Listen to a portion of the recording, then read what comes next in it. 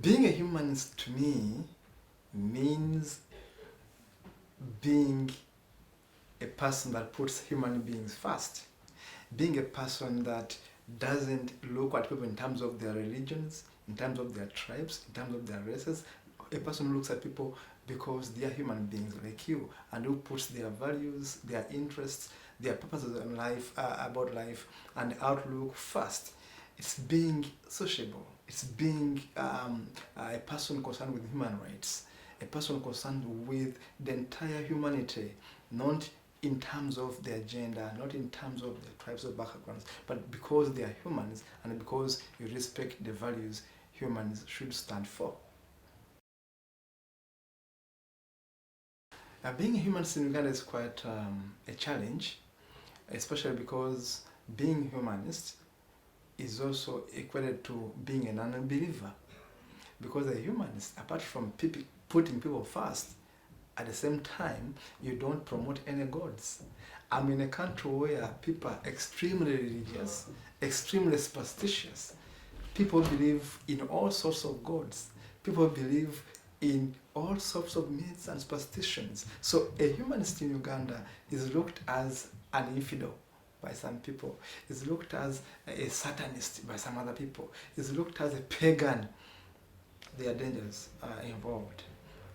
Because a humanist is going to promote values, is going to promote aspects or things or practices that sometimes are contrary to the common belief, that are contrary to the common practice. For example, a humanist is going to say, why should you hate a homosexual? Why don't you love a homosexual like you love your brother and sister? Why should you hate a prostitute? Why should you hate a person because you don't agree with them? Why don't you find a way of tolerating them, accepting them, allowing them to be what they are, so that all of you can coexist? A humanist is going to preach unity, is going to preach love, is going to preach tolerance, which sometimes some other faith don't accept. We are campaigning for a free society. We are campaigning for a secular society. We are campaigning for a tolerant society. We are campaigning for an accountable country, accountable leadership, accountable human beings.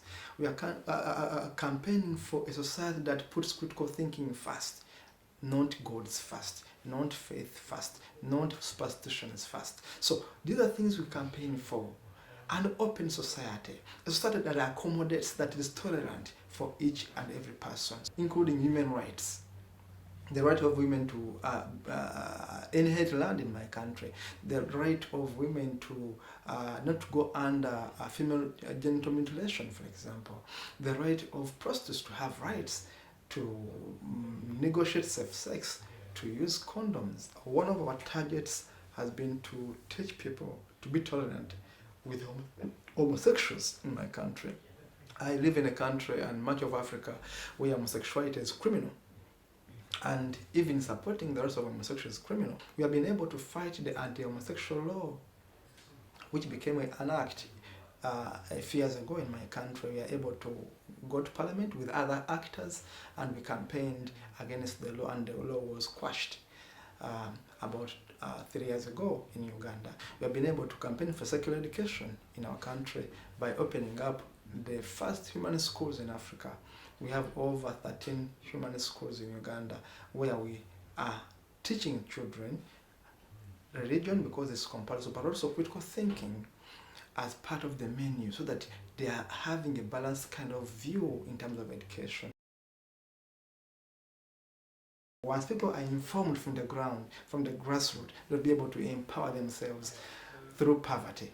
They'll be able to raise children who are able to think for themselves, who are able to ask questions. And we believe that the moment we have a society of humanists, people loving each other, regardless of their skin color, regardless of their race, regardless of their sexuality, we should have a society which is free, equal and purposeful and helpful for everyone, not for individuals. A country working for everyone, not just individuals with power, but a country serving everyone, regardless of who they are, and a country responsible for the environment, for today and for tomorrow and for a better future.